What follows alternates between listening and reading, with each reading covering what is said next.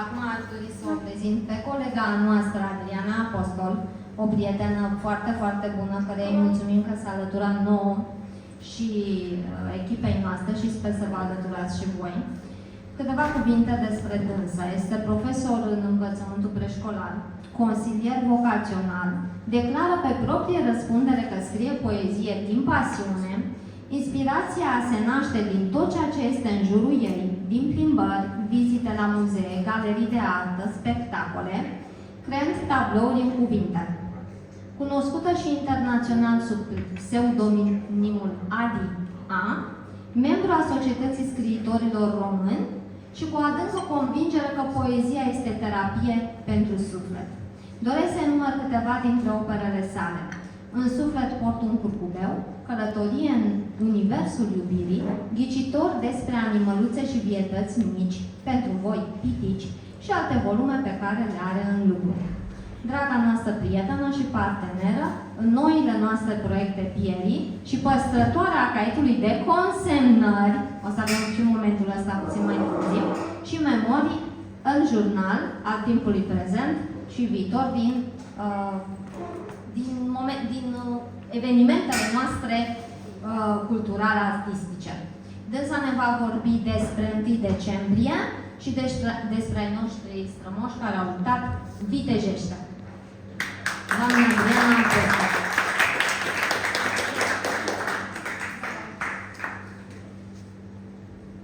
Bună ziua! Mai un pic să-mi așez și eu arsenalul aici.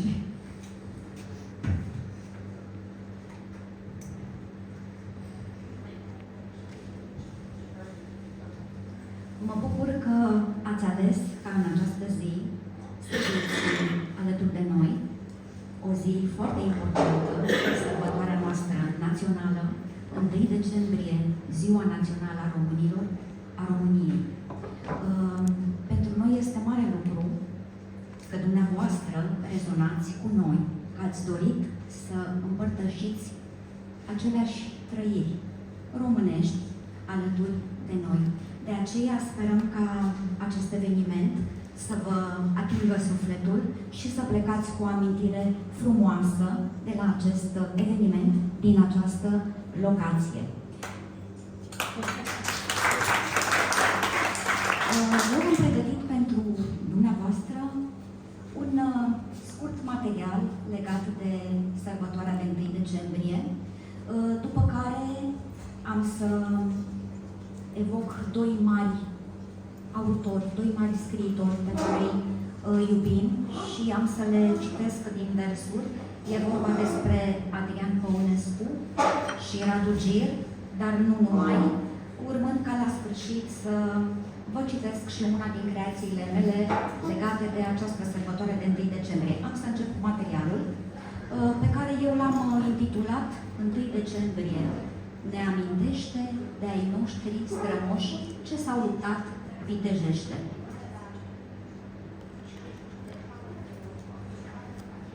Mihai Eminescu spunea: patriotismul nu este numai iubirea pământului în care te-ai născut, ci, mai ales, iubirea trecutului, fără de care nu există iubire de țară. 1 decembrie este zi de mare sărbătoare pentru toți românii. Este ziua care ne aduce aminte că România și-a făcut apariția pe harta lumii ca un stat unitar și indivizibil. Pentru întreaga suflare românească, Ziua Națională a României reprezintă un prilej de cinstire a memoriei înaintașilor noștri care au dus la înfăptuire idealul de unire al tuturor românilor. Este un moment important în istoria noastră, cel în care Marea Adunare de la Alba Iulia a votat unirea Transilvaniei cu România în anul 1918, la 1 decembrie. Marea Unire a împlinit visul românilor, acela de a se afla sub oblăduirea unui singur stat, statul român, uniți în cuget și în simțire, în grai, cultură, tradiții, obiceiuri și sărbători, putând circula liberi și nestingheriți atât pe pământurile vechiului regat dacic, cât și pe cel al lui Mihai Viteazu. Din acea zi, românii, care fuseseră până atunci despărțiți de granițe nefirești, deveneau o mare familie, o familie reîntregită după mai multe secole de privegie. Întreaga națiune română devenea stăpână absolută, recunoscută de celelalte state ale lumii, peste moștenirea lăsată de străbunii ei, erau în sfârșit la ei acasă, hotărându-și singuri destinele și locul în istorie. Acum românii puteau vorbi fără opreliști limba strămoșilor, un drept câștigat cu prețul multor vieți omenești. Ziua de 1 decembrie 1918 marchează bilanțul luptei românilor pentru o întregire statală care vine să încununeze acțiunile precedente ale fraților din Basarabia din 27 martie 1918 și din Bucovina 15-28 noiembrie 1918. Poporul român a știut să valorifice conjunctura internațională creată în urma primului război mondial, reușind să se afirme în contextul mișcării de eliberare a popoarelor.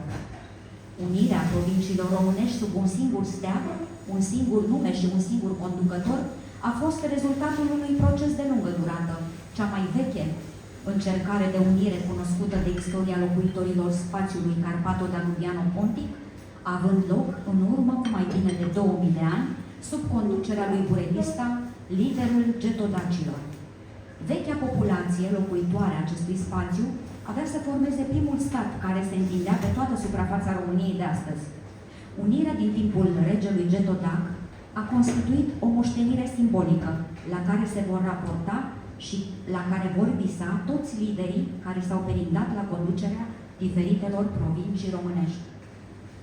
Azi, când România sărbătorește Ziua Națională în sânul familiei Europei, suntem datori să aducem un omagiu înaintașilor noștri, celor ce au contribuit la această mare realizare definitorie pentru poporul român, de o importantă însemnătate națională, privind spre viitorul nostru ca națiune cu încredere, sperând că și frații noștri de peste Prut să revină în matca firească, în mijlocul României, de unde au fost mulți de vitregia istoriei.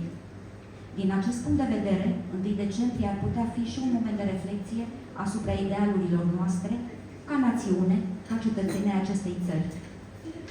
Ziua Națională a României nu a fost dintotdeauna sărbătorită pe data de 1 decembrie, ci, în funcție de contextul politic, a avut date diferite de sărbătoare.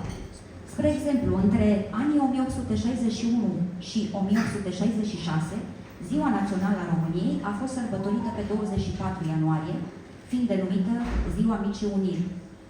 Între 1869 și 1947, Ziua Națională a României a fost sărbătorită pe data de 10 mai, considerată ca fiind Ziua Independenței României, Ziua Monarhiei. Între anii 1948 și 1989, Ziua Internațională a României era sărbătorită pe 23 august, Ziua Națională sub regim comunist. De asemenea, a mai fost sărbătorită pe data de 8 iunie, denumită și Ziua Restaurației, trecută inițial în calendar ca Ziua Tineretului, dar care întrecea în însemnătate Ziua Regalității. Primul 1 decembrie, ca zi națională a României, a avut loc la Alba Iulia în 1 decembrie 1990, iar de atunci, an de an, la Alba Iulia, cât și în toate orașele mari din întreaga țară, au loc manifestări și ceremonii prilejuite de aniversarea zilei de 1 decembrie, care celebrează unirea tuturor românilor în spirit, valori, cultură și limbă, sub același steag, un prilej potrivit, care ne-a adunat și pe noi astăzi aici. Într-o lume tot mai superficială, cu un ritm din ce în ce mai rapid, suntem tot mai puțini cei care suntem interesați de origini, de strămoși, de rădăcinile arborelui nostru genealogic național, de tradiții și de esența noastră ca popor. De aceea, consider că orice fel de manifestare, cum este și cea de astăzi, este mai mult decât necesară pentru a le aminti de faptele eroice ale înaintașilor noștri, dar și de a transmite tinerilor exemple de respect și prețuire pentru cei ce s-au jertfit pentru ca noi astăzi să trăim pe aceste pământuri. Să fim mândri că suntem români, cu o istorie aparte și cu strămoși care au participat la războaie, care și-au pierdut părinți, copii și frați pe câmpul de luptă, care au asistat la orori de neînchipuit, plătind scump acest act eroic de necontestat. Nicolae Iorga spunea: un popor care nu-și cunoaște istoria este ca un copil care nu-și cunoaște părinții. În acest context, permiteți-mi să vă aduc în atenție un scriitor patriot, un scriitor iubitor de neam și de țară, pe care l-am descoperit prin intermediul unei cărți găsite în biblioteca mea, un volum de poezii intitulat Ladă de zestre. Este vorba de Victor Rusu.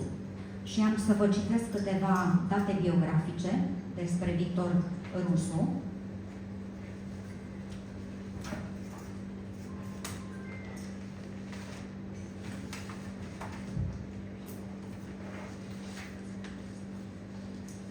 O clipă. Aceasta este cartea. Este o carte foarte veche, nici nu credeam că mai există la mine în bibliotecă, dar am fost plăcut surprins să o găsesc și să întâlnesc în această carte niște poezii absolut superbe. O să vă citesc două dintre acestea. Cum vă spuneam, câteva scurte date biografice despre Victor Rusu, care s-a născut pe data de 3 iunie 1942 în Drobeta Turnul Severin, județul Mehedinți, a absolvit Institutul Pedagogic pentru Învățători din Craiova în perioada 1960-1962, unde urmează apoi studiile Facultății de Limbă și Literatură Română la Universitatea din București, finalizându-le în anul 1968. Vorbitor de limbă franceză și rusă, își începe parcursul profesional ca învățător și ca profesor în localitățile Jidoștița, Cerneți, Mehedinți, între anii 1963-1968. Ocupă funcții precum ziarist la ziarul Viitorul, inspector la Comitetul pentru Cultură și Artă Mehedinți, metodist cu probleme de teatru amator la Casa de Creație Mehedinți, instructor bibliotecar la Biblioteca Județeană Mehedinți, instructor de carte la Centrul de Librării Mehedinți, învățător și profesor în localitatea Ghelmegioaia și Mian, Mehedinți, director la Biblioteca Județeană I.G. Divicescu din Drobeta Turnul Severin, de unde s-a și pensionat. A scris și a publicat peste 50 de volume de poezie, istorie și critică literară, publicistică, memorialistică, a înființat Gazeta de Severin în anul 1990, care a apărut fără întrerupere 24 de ani, fiind redactorul șef al acesteia și în care a publicat peste 20.000 de articole din toate genurile publicistice. Un palmares literar de luat în seamă.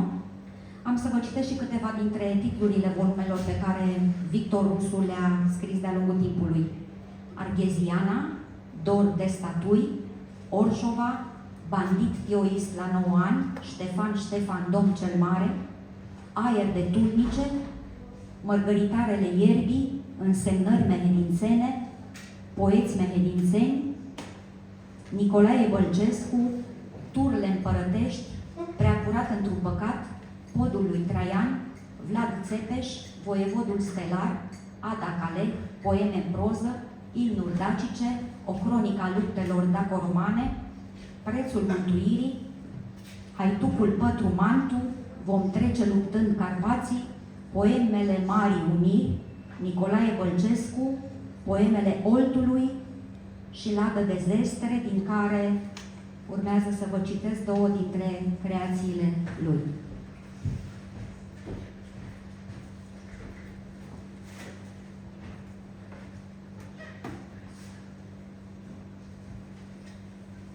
Poetul Victor Rusu. De statornicie. Răneau pământul gecodac copite, hoarde pe cai zburdau de prin pustiu, lăsând în urmă hulă și cenușă și sânge răzvrătit ca un rug viu. Înfășurau deja cosițe blonde, țipa copilul în pântecul de mumă, dar am rămas. Ne-a fost dat să rămânem, stejar neaplecați de vreo furtună. Ne secerau cu sulița și spada, creșteam mai deși ca iarba după coasă. Dau foc la grâne, semănam semințe. Ardeau o casă, mai zideam o casă. Să dăinuim fără sfârșit prin vreme, am înțeles virtuțile unirii și am avut statornicia pietrei și am avut înțelepciunea firii. Victor Rusu.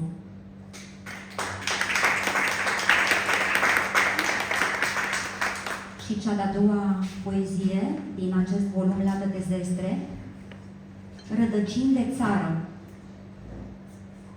Suntem rădăcini ale credinței în destinul nostru românesc și, ca rădăcinile, știm taina că în adânc de zori noi se limpezesc. Voluptatea zicerii de imnuri despre zborul țării vertical urcă spre lumini din vetre dace, unde orice os e un caval. Tălmăcinul metafora rodirii, omenesc de simplu și firesc, rădăcini din vremi și flori de astăzi, fructe pentru mâine zămislesc. Victor Rusu. O să continui cu o poezie de-a mea scrisă pentru acest eveniment. E o poezie mai veche, scrisă cred că acum vreo 2 ani. Se numește Vis împlinit. Să învârtim hora străbună, toți ținându-ne de mână, peste țarina română, pe nor și pe vreme bună. Căci zi de sărbătoare, azi, uniți, cu mic, cu mare, să-i cinstim, cum se cuvine, pe cei ce ne-au dat un mâine. Crezul lor îl apărară din dragostea pentru țară și-au știut că doar unirea ne va împleti menirea. Au luptat fără încetare pentru visul lor cel mare. Au îndurat suferința, dar nu și-au pierdut credința. Au sperat că într-o zi unirea vor săvârși.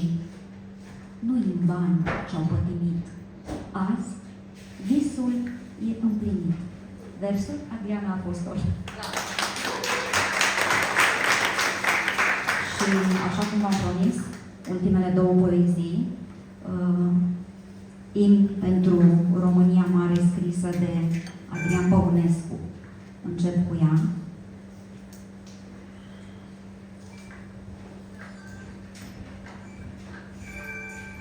Adrian Păunescu, după cum știți, un mare iubitor de țară. Imn pentru România Mare. Nu ne jucăm cu țara și cu neamul, ar fi rușine și ar fi păcat. E al nostru râul și al nostru ramul și mama nu e de negociat. De-ar fi ca lumea într-un foc să piară și oamenii să îi se facă scrum, noi ne-am întoarce din cenușă țară să te înviem pentru un destin postum. Că Dunărea și Marea și Carpații, cu Olt și Mureș, Jiu și Prut și Criș, ne sunt surorile și ne sunt frații, oricât ne-ar mai sta unii de-a curmeziș. Din Iași, din Timișoara, din Craiova, din Cernăuți, din Cluj, din Chișinău, românii risipiți ori încotrova aduc la București drapelul tău. 1 decembrie mi idealul, când clopotul unirii a legat Muntenia, Moldova și Ardealul în sensul lor de plin și adevărat. Adună cifre, domnule contabil, și scade cifre, domnule grobar, dar țara nu-i ceva negociabil, ci jertfa noastră n-a fost în zadar. Putem muri, cum fiecare moare, dar vom visa și vom striga mereu: trăiască veșnic România Mare, așa să ne ajute Dumnezeu. Adrian Păunescu. Și ultima poezie, scrisă de Radu Gir. Vreau să vă menționez că această poezie i-a adus condamnarea la moarte poetului Radu Gir. Ulterior, această pedeapsă a ajuns la 20 de ani, 25 de ani de muncă sălnică în folosul comunității. Ridică-te, Gheorghe, ridică-te, Ioane, de Radu Gir. Nu pentru o lopată de rumenă pâine, nu pentru pătule, nu pentru pogoane, ci pentru văzduhul tău liber de mâine. Ridică-te, Gheorghe, ridică-te, Ioane, pentru sângele neamului tău curs prin șanțuri, pentru cântecul tău ținut în pripoane, pentru lacrima soarelui tău pus în lanțuri. Ridică-te, Gheorghe, ridică-te, Ioane, nu pentru mania scrâșnită în măsele, ci ca să aduni, chiulind pe tăpșane o claie de zări și o căciulă de stele. Ridică-te, Gheorghe, ridică-te, Ioane, așa ca să bei libertatea din ciuturi și în ea să te afunzi ca un cer în bulboane și zarzării ei peste tine să-i scuturi. Ridică-te, Gheorghe, ridică-te, Ioane, și ca să pui tot sărutul fierbinte pe praguri, pe prispe, pe uși, pe icoane, pe toate ce slobode ți ies înainte. Ridică-te, Gheorghe, ridică-te, Ioane. Ridică-te, Gheorghe, pe lanțuri, pe funii, ridică-te, Ioane, pe sfinte ciolane și sus, spre lumina din urma furtunii. Ridică-te, Gheorghe, ridică-te, Ioane. Radu Gir. Vă mulțumesc frumos pentru răbdarea pe care ați avut-o să mă ascultați și în continuare vă urez o seară frumoasă.